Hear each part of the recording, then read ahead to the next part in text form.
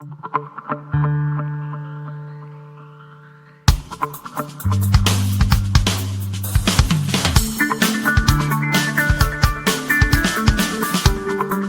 UNED.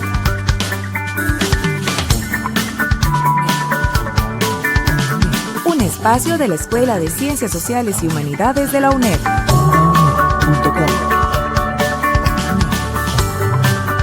Hasta donde estés.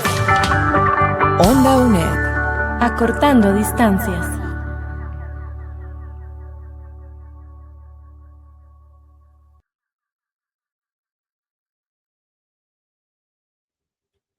Hola, ¿qué tal? Bienvenidos y bienvenidas a este programa de Historia Latinoamericana en Perspectiva Centroamericana.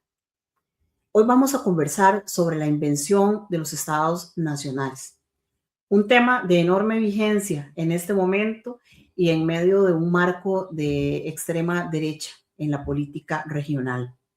Discutir la invención del istmo es justamente analizar críticamente el proceso de formación y consolidación de los estados centroamericanos durante el siglo XIX y la primera parte del siglo XX.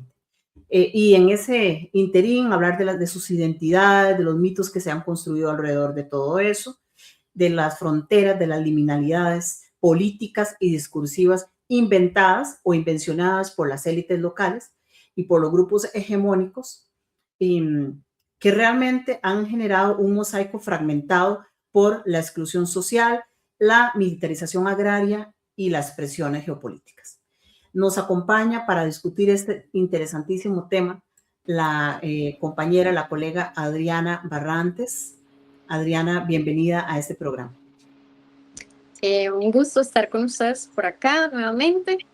Como decís, es un tema que, aunque evoca un poco la parte histórica, ¿verdad? Es un tema muy presente porque nos permite conocer las raíces de algunos de los problemas que todavía nos pasan factura, ¿verdad? Es muy importante entendernos como istmo centroamericano, comprender qué nos une, qué nos caracteriza, qué nos diferencia, qué luchas hemos tenido que dar, ¿verdad?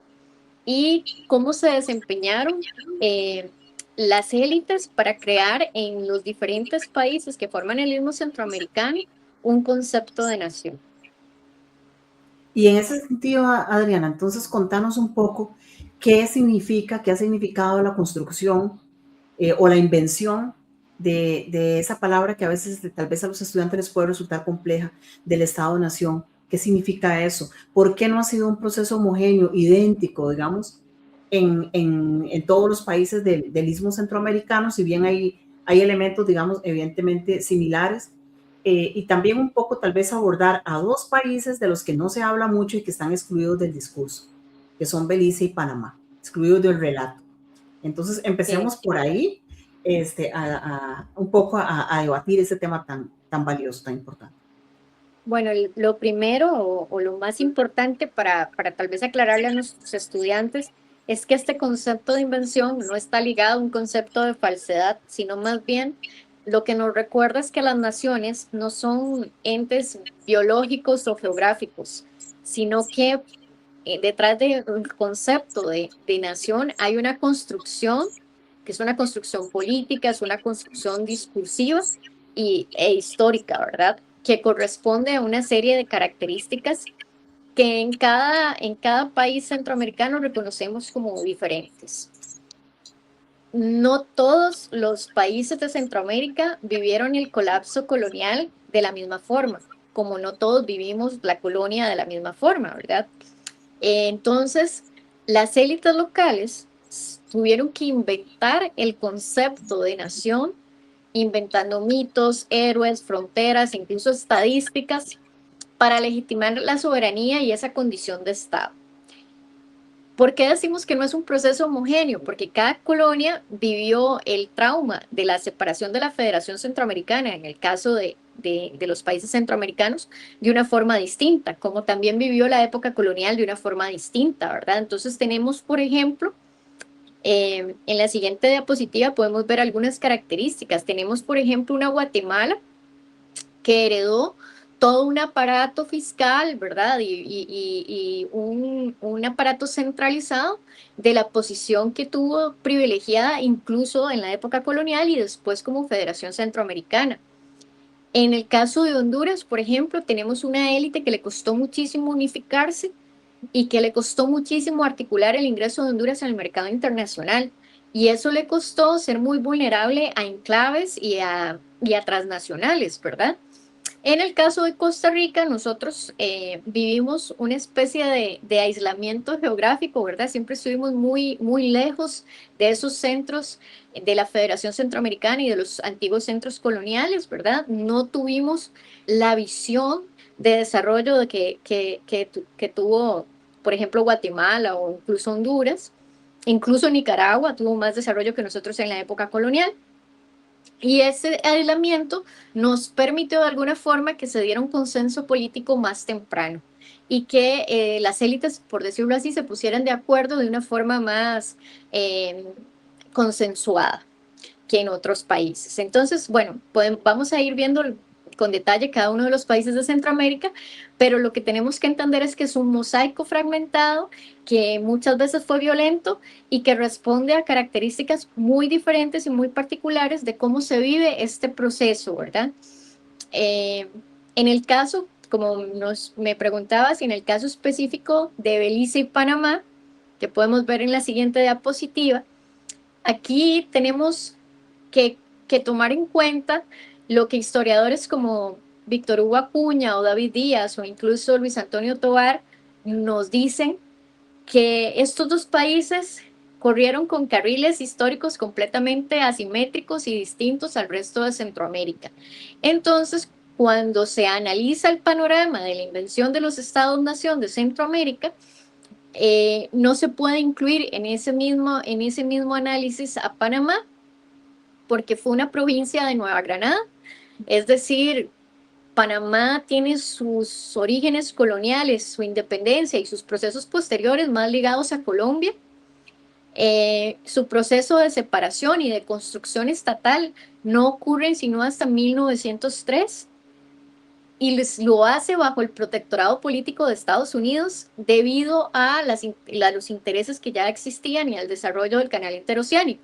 Entonces, su matriz y su invención es más caribeña colombiana que no federal centroamericana. Entonces, el proceso de Panamá es un estudio que se hace completamente aparte. Y con Belice ocurre algo similar. Belice nació como un asentamiento maderero británico en el siglo XVIII y no vive la independencia iberoamericana, sino que pasó a ser colonia de la Honduras británica y alcanza una independencia tardía hasta 1981. Entonces, sus mitos, su himno, se forjan bajo una tradición de la mancomunidad y de la cultura anglo-caribeña. Entonces, queda también por fuera de todo este proceso que vamos a ver de reformas liberales centroamericanas del siglo XIX. Por eso es que estos dos países, cuando se hacen análisis de este tipo, no se incluyen, ¿verdad? Tienen un pasado histórico que está desligado a este proceso. Y Adriana, también pensando un poco más allá, digamos, en otros países con los que también hemos tenido una relación intensa desde épocas precolombinas y por supuesto durante el periodo colonial y posterior con la Federación Centroamericana y demás, todos los esfuerzos ¿verdad? Federativos que ha habido, ¿verdad? O de intercambio con Centroamérica.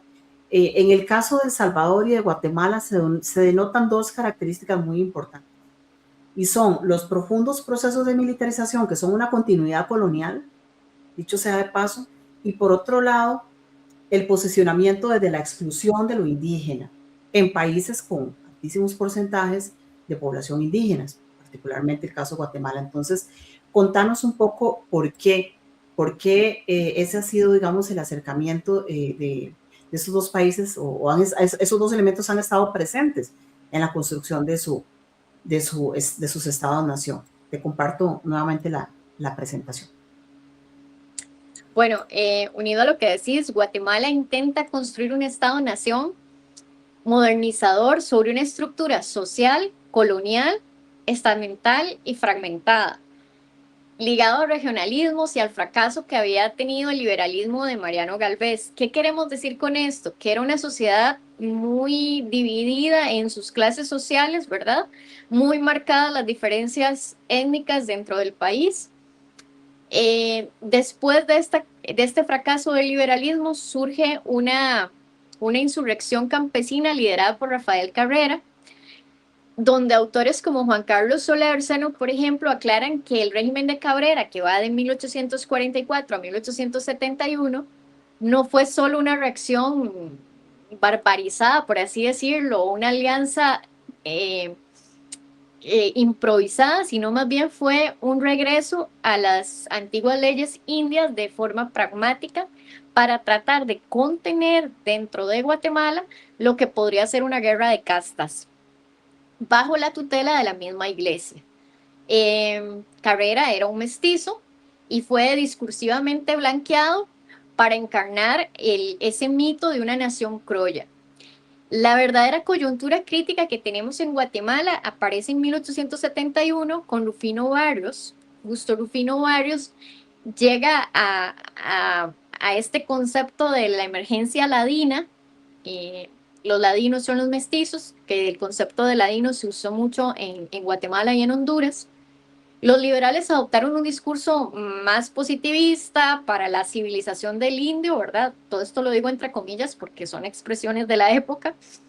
Y la economía del café exigía también un poco de ese trabajo forzoso, ¿verdad? Necesitábamos reglamentos de mozos, leyes contra la vagancia, que un poco ahí vienen las leyes liberales de las que Costa Rica también tiene en su pasado, ¿verdad? Y esto trataba de resolver la contradicción de la ciudadanía, dividiendo estadísticamente a los ladinos, que eran los que encarnaban la identidad ciudadana, ¿verdad? Y esa identidad oficial de progreso, mientras que por otro lado estaban los indígenas, que fueron los que sufrieron el despojo de sus derechos como ciudadanos, fueron catalogados razas degeneradas, en medio de un racismo intelectual muy marcado, que ha sido analizado por historiadores como Steven Palmer y Arturo Taracena, que dice que llega incluso hasta la generación de los años 20, ¿verdad? Con la dictadura ubiquista. Entonces, pues vemos que Guatemala tiene una construcción donde ese mismo estado estamental de clases sociales, de casi castas, ¿verdad? Generó muchísimos conflictos y marcó muchísimo la forma en la que se organiza la identidad del Estado. Y por otro lado, tenemos también el caso de El Salvador, que forja su identidad con una dinámica de guerra constante, con el caso de una élite salvadoreña que siempre estuvo en conflictos, en guerras, en endeudamientos.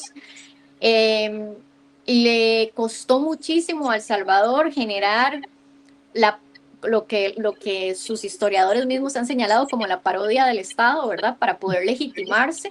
Incluso retoman la figura de Francisco Morazán como un héroe máximo, pero eso lo hacen hasta 1880, ¿verdad? Y le provocan una confusión discursiva muy grande entre los signos, las fiestas civiles que exaltan, con ese orgullo local y la añoranza mítica de la patria grande, porque parece que en El Salvador había más esperanza en la Federación Centroamericana que en otros países, ¿verdad? Entonces es como una herida más abierta que se puede ver en El Salvador, esa idea de crear una patria grande. Y el discurso también de Morazán, ¿verdad? Que al resaltar a Morazán, obviamente se resalta su discurso. Luego vienen reformas liberales en El Salvador que expropiaron absolutamente las tierras comunales, ejidales, la mayoría para el café, ¿verdad? Que eso es algo que tenemos en común. Quedó bajo el control estricto de la oligarquía terrateniente nativa, que eso es una diferencia con Costa Rica, porque nosotros sí teníamos el concepto del labriego sencillo, ¿verdad? Del pequeño productor, que lo vamos a ver más adelante. También empezaron a crear espacios de muchísimo control y subordinación, como la Policía Rural, la Guardia Nacional. Esto generó una olla de presión que estalló con una insurrección campesina, ¿verdad? en 1932, esa represión que ejercieron los militares hacia la insurrección campesina es conocida como la Matanza. Vean qué terrible, ¿verdad? Bajo el general Maximiliano Hernández Martínez. Entonces, a partir de ese momento, después de este hito histórico, viene un proceso de militarización que institucionalizó un Estado que operó reconfigurando tradiciones, que mitificó el mito escolar del cacique ancestral, Atraclad, mientras crea una realidad rural donde el indio vino a ser perseguido, controlado bajo la sospecha de comunismo. Entonces, es muy interesante entender esta parte de El Salvador, ¿verdad? Porque uno puede entender con este pasado histórico muchas de las cosas que incluso El Salvador está viviendo actualmente, ¿verdad? En la parte política. Hay un uso político, Adriana, de la figura, hay un doble uso, ¿verdad? Un uso que se sirve, digamos, de la figura ancestral, ¿verdad? Indígena, y un uso que también lo legitima, ¿verdad? Entonces es un juego de poder bastante complejo. Hasta acá hemos analizado el caso de Belice, el caso de Panamá, Honduras y El Salvador, y las diferentes disyuntivas asociadas a la configuración de sus estados nacionales. Con Adriana vamos a seguir hablando de este tema, pero vamos a hacer una pausa. Y les recordamos que este programa lo pueden ver tanto en las redes sociales de Onda UNED y la Cátedra de Historia, como su réplica en el 101.5 de Radio Nacional. Ya regresamos.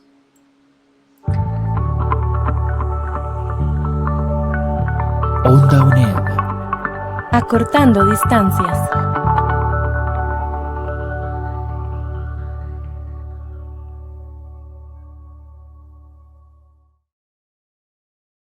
Gracias por acompañarnos en este programa sobre la construcción política, histórica y discursiva de las identidades nacionales del Istmo Centroamericano.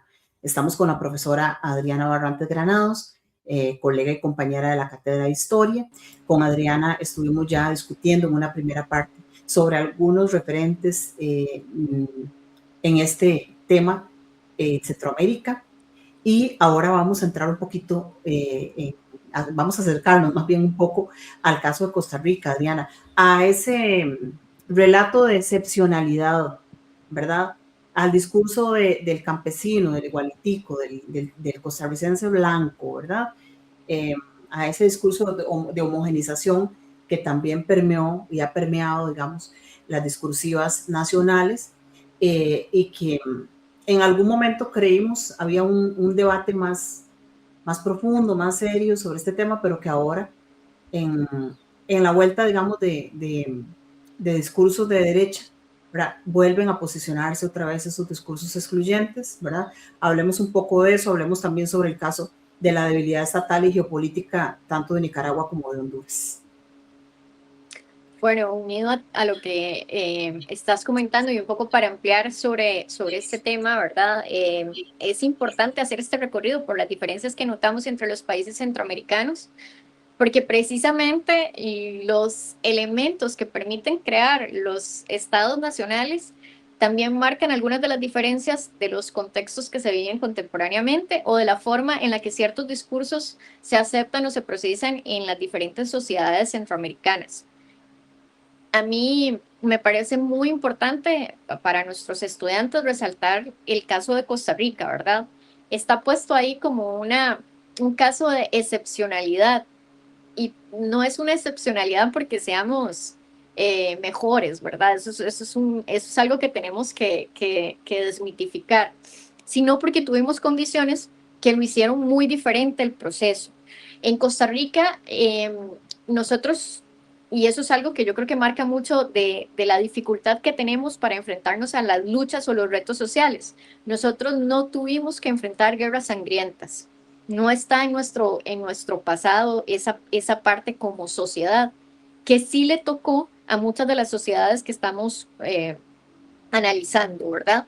Entonces, en Costa Rica se pudo dar un consenso de las élites temprano. Y ese consenso de las élites tempranas lo que nos permitió fue un poco de más libertad a la hora de pensar el Estado-Nación. Eso unido a que siempre tuvimos un aislamiento geográfico, incluso en la época colonial. Digamos que nosotros tuvimos que jugárnosla, por así decirlo, solitos, eh, desde la época colonial hasta el proceso de la Federación Centroamericana. Entonces,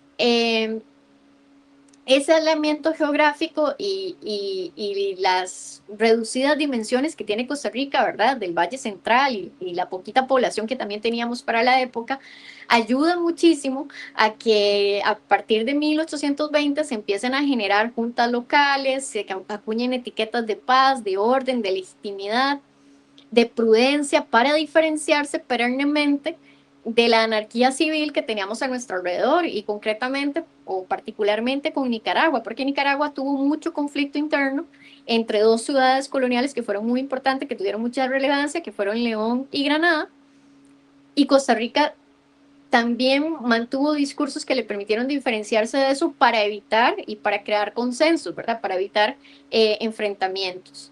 Sí tuvimos me pueden decir, bueno, que la batalla de Ochomogo, la Liga, ¿verdad? Sí tuvimos enfrentamientos, pero no llegan a ser las guerras sangrientas y de larga extensión y duración que podemos ver en otros países centroamericanos. Otra cosa particular es el cultivo del café, que también tuvo una característica muy diferente en el suelo costarricense, y es que en Costa Rica la mayoría de la sociedad era mestiza, no estaba tan jerarquizada en castas y la frontera agrícola que se abrió o se expandió para el café no necesitó que las élites estructuraran ese aparato estatal con tanta violencia y coerción laboral en el campo, ¿verdad? Entonces, el Estado costarricense, a diferencia de lo que estamos hablando, por ejemplo, que pasó en Guatemala o en El Salvador o en Honduras, concentraron su acumulación en el beneficiado, en el crédito, en la exportación. Esto permitió que en Costa Rica surgiera el mito del labriego sencillo, ¿verdad? Que eran los pequeños y medianos propietarios. Esto sirvió un poco para amortiguar un poco la parte social y creó o propició una cultura política de negociación institucional. Entonces ahí vemos cómo ese colchón que crea en Costa Rica la clase media siempre ha sido un atenuante que nos permitió una diferencia entre los contextos centroamericanos, ¿verdad? El nacionalismo costarricense necesitó construir sus propios mitos, ¿verdad? Costa Rica utilizó la campaña nacional contra los filibusteros que se dio para reivindicarse a partir de intelectuales liberales que retoman ese conflicto para enaltecer la figura de Juan Santamaría como héroe nacional, que era un erizo, ¿verdad? Eso también es importante. Nos permitió que resonara en la nación costarricense ese mito de ser una nación civilizada bajo cánones que también en el caso de Costa Rica queríamos imitar mucho los cánones europeos, ¿verdad? Entonces se operó mucho el blanqueamiento discursivo y ese blanqueamiento discursivo habla mucho sobre cómo se interpretan, ¿verdad? Los conceptos en Costa Rica de una supuesta raza blanca homogénea, donde las poblaciones indígenas fueron completamente invisibilizadas de las estadísticas, confinadas a un pasado precolombino y retratadas en vías de casi que una inevitable extinción, ¿verdad? Hoy sabemos que tenemos pueblos originarios en Costa Rica que se han refugiado y han resistido toda esta situación en diversos lugares del país, muchos de ellos refugiados en las montañas, en lugares inhóspitos, ¿verdad?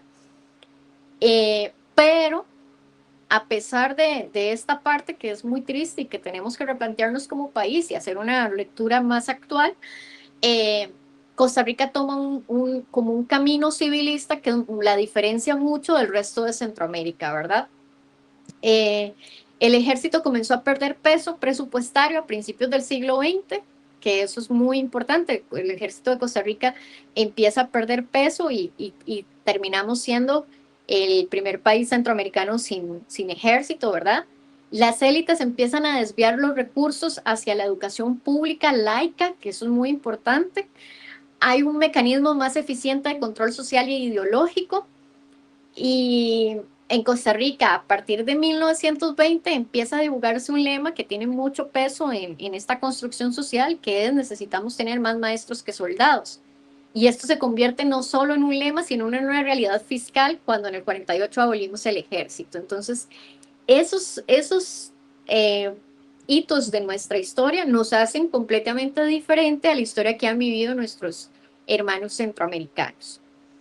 Y si quieren, para continuar, podemos pasar a la siguiente diapositiva, donde ya vamos a hablar de los últimos dos países que nos quedan, que son Honduras y Nicaragua, que acá hablamos un poco de estados desvertebrados. ¿Qué quiere decir esto? Que fueron dos países a los que les costó muchísimo construir identidades estatales y que debieron batallar con geografías fragmentadas, con la debilidad institucional y con las intervenciones extranjeras directas, ¿verdad? Fueron países donde la influencia extranjera y la mano extranjera intervino en estos procesos de construcción, obviamente generando muchísimo daño y complejizando muchísimo los procesos de construcción de la nación de cada uno de estos países. Si empezamos con Honduras, Honduras tiene una particularidad, y es que de 1939 a 1876 el país careció de una élite que fuera capaz de unificar el mercado interno, ¿verdad? Que enfrentó constantes levantamientos locales en diferentes ciudades, hasta que en 1876 se crea la Reforma Liberal con Marco Aurelio Soto y Ramón Rosa. Sin embargo, esta reforma fracasó al crear una base agraria nativa de exportación. Ante la ruina fiscal, la insostenibilidad de la deuda, el fallido ferrocarril interoceánico que se quería crear en 1860, el Estado recurrió a una estrategia de sacrificio fiscal y otorgaron desorbitantes exenciones de territorio a compañías mineras y compañías de enclaves bananeros norteamericanos en todo lo que fue la costa norte. Claramente esto provocó una dislocación territorial. El norte de Honduras se transformó en una zona hiperdesarrollada, desconectada del centro, que era Tegucigalpa. Las compañías fruteras, como la United Fruit Company, financiaban guerras civiles y dictaban políticas aduaneras y fronterizas, a tal punto que el primer mapa oficial sistemático de Honduras no se pudo completar sino hasta la tercera década del siglo XX. Eso deja mucho que decir de la fragmentación que vivió Honduras, ¿verdad? Y para compensar esa debilidad real frente al imperialismo, se inventó un pasado simbólico nacional muy ingenioso. Para homogenizar a la población, con un fuerte sustrato indígena, mestizo, inmigración negra, caribeña, ¿verdad? Que también es importante resaltar esa presencia de Honduras, se ordenó descubrir todas las mezclas bajo la categoría única de ladino. Entonces, ese concepto de ladino empezó a englobar todas estas mezclas que teníamos. Y también de 1890 a 1940 se impulsó proclamar la herencia maya, esta mayinización nacional iba de la mano con la restauración de lo que era Copán, ¿verdad? Y pues culmina con resaltar la figura del cacique Lempira, ¿verdad? Y la moneda de Honduras por eso se llama Lempira, ¿verdad? Como máximo héroe nacional, con un fin explícito que era restarle valor a la influencia negra de la costa norte, devolverle un poco valor o visibilidad a la población indígena para generar algún tipo de unificación en Honduras. En Nicaragua tenemos un proceso que también está marcado por la intervención extranjera, ¿verdad? Recordemos que en Nicaragua hubo en un principio ideas de la creación del canal que ahora tenemos en Panamá, ¿verdad? El canal interoceánico, crearlo en Nicaragua, ¿verdad? Esto significó muchísimas discusiones. Nicaragua ya tenía una guerra entre ciudades importantes, como lo mencioné antes, ¿verdad? Entre León, que era una ciudad más liberal, y Granada, que era una ciudad más conservadora. Esto fragmentó muchísimo el territorio. También la codicia que había entre esta ruta del río San Juan y el legado de Nicaragua para construir un canal interoceánico, en algún momento generó la agresión británica en la Mosquitia, y también provocó la invasión del filibustero William Walker, ¿verdad? Que hasta incendió la ciudad de Granada, ¿verdad? Pues Nicaragua vivió más el conflicto dentro de su propio territorio que Costa Rica. Luego hay una centralización política real que llega con la revolución de José Santos Zelaya. Zelaya trató de crear un nacionalismo muy agresivo, pero en ese proceso expropió tierras comunales indígenas, empezó a catalogar al indio como primitivo, implementó la reincorporación de la Mosquitia bajo la ladinización forzosa. El país durante estos periodos vivió una ocupación militar de los marines estadounidenses de 1912 a 1933. Entonces, en ese proceso donde los marines están ocupando Nicaragua, pues también hay muchísimo convulsión, ¿verdad? Por los movimientos antiimperialistas que se empiezan a generar. En respuesta a esto viene el movimiento de Augusto César Sandino con el Ejército de la Soberanía Nacional, ¿verdad?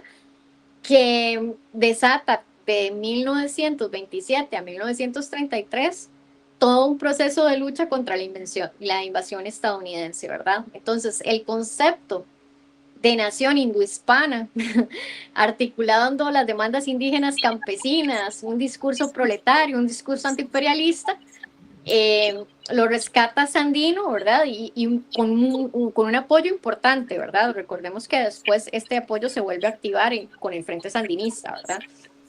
Luego pasan a un periodo donde viene la dictadura de Anastasio Somoza, donde se crea el Estado moderno nicaragüense, y se consolida esa estructura heredada, ¿verdad?, de la ocupación norteamericana, inventándose una nacionalidad con una tensa encrucijada entre el sueño del canal, entre la retórica de Sandino y la dura realidad de una dictadura militarizada, ¿verdad? Entonces esta mezcla es muy terrible, muy compleja, ¿verdad?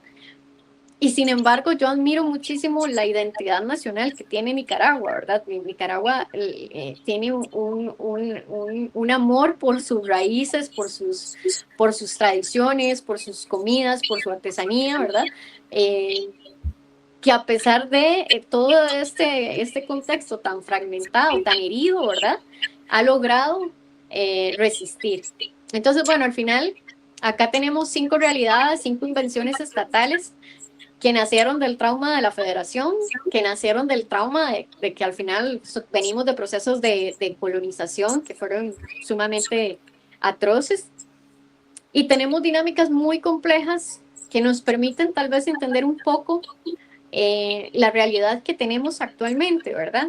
Que creo que es un poco lo que nos has compartido también en los comentarios, ¿verdad? Devolvernos un poco a qué estamos viviendo ahora, cómo entendemos el ahora a partir de estas dimensiones. Sí, invitarles a los estudiantes a que no se queden con esto, que pueden ahondar más, ¿verdad? Nosotros es un programa rápido, hicimos un recorrido muy veloz, pero rápido, es una invitación sí, a entender más esos procesos de invención de nuestras naciones centroamericanas. Así es, profesora, muchísimas gracias. Ha sido un recorrido muy interesante, entendiendo las diferencias en la construcción de los estados nacionales centroamericanos y del Istmo, pero también algunas lecciones y cosas que fueron comunes en nuestras historias, esas heridas coloniales de las que hablaba Adriana, que de algún modo siguen presentes ahí en la invisibilización de los pueblos indígenas, que siguen presentes en los discursos sobre la otredad, que siguen presentes en las desigualdades sociales particularmente.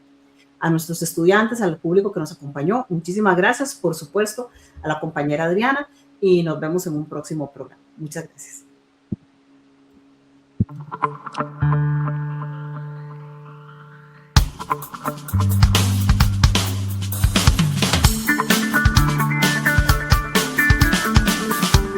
Onda UNED.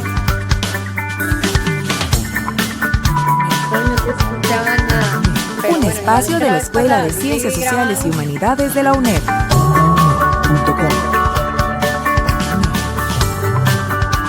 hasta donde estés. Onda UNED. Acortando distancias.